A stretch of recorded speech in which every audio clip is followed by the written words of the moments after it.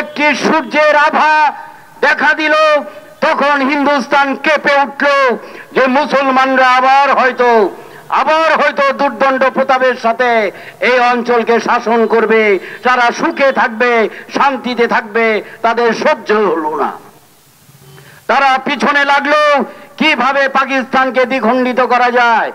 এবং যারা বুঝতে পারেনি, যারা দেশের মানুষের ভাষা বুঝতে পারেনি, যে কারণে আন্দোলন সংগ্রাম গড়ে উঠেছিল।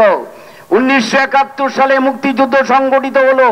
মুক্তিযুদ্ধে যারা শহীদ হয়েছেন, যে আশা আকাঙ্ক্ষা নিয়ে শহীদ হয়েছিলেন, সাম্যের বাংলাদেশ পাবো, মানবিক মর্যাদার বাংলাদেশ পাবো, সামাজিক ন্যায় বিচারের বাংলাদেশ পাবো, মুক্ত গণতন্ত্র পাবো।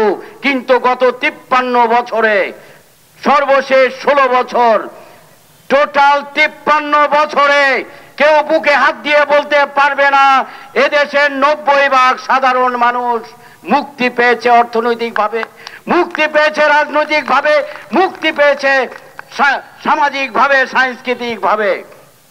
যখন ছাত্র জনতার উত্তাল হয়ে উঠল আন্দোলন, 5ই আগস্ট বিগত ফ্যাসিস্ট সরকারের পতন হলো, এদেশে ছাত্র জনতার বিজয় হলো এবং ডক্টর মোহাম্মদ ইউনূসকে আমন্ত্রণ জানানো হলো, তিনি এদেশের অন্তর্বর্তীকালীন সরকারের দায়িত্বভার গ্রহণ করলেন এবং শান্তিপূর্ণভাবে দেশকে এগিয়ে নেওয়ার জন্য, সংস্কার করার জন্য কর্মকাণ্ড পরিচালিত হতে থাকলো।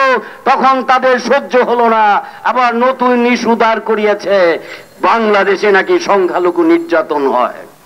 তার ব্যাখ্যা পূর্ববর্তী নেতৃবৃন্দ, খান আসাদ সহ পরিষ্কারভাবে আপনাদের সামনে উপস্থাপন করেছেন। আজকে ডক্টর ইউনূস তাৎক্ষণিকভাবে যখন উপলব্ধি করলেন, ভিসা বন্ধ করে দিয়েছে ভারত সরকার, সীমিত করে দিয়েছে ভিসা, উনি ইউরোপীয় ইউনিয়নের দূতাবাসে যারা আছেন, হাই কমিশনার, রাষ্ট্রদূত, তাদেরকে গতকাল ডেকে উনি মিটিং করেছেন, সেখানে অনুরোধ করেছেন দিল্লি থেকে দূতাবাস সরিয়ে বাংলাদেশে অথবা প্রতিবেশী যে কোনো দেশে দূতাবাস স্থাপন করা হোক। সরকারের যেই প্রধান তাৎক্ষণিক পদক্ষেপ নিতে পারে, তাকে আপনাদের ভালো লাগছে না। কেন লাগছে না?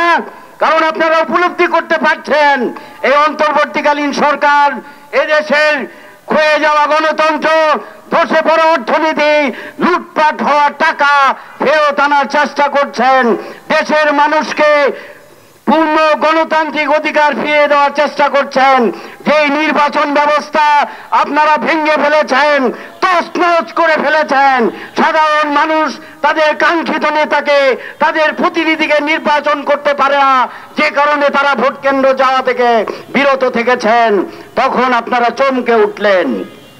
কিন্তু যে যতই তড়িঘড়ি করুন, যারা যতই চমকে উঠুন, এই সাম্প্রতিক সম্প্রীতির এই বাংলাদেশে কেউ অশান্তি সৃষ্টি করতে পারবেন না। আপনারা শুধু ভারতে মুসলিমই হত্যা করেন না, আপনারা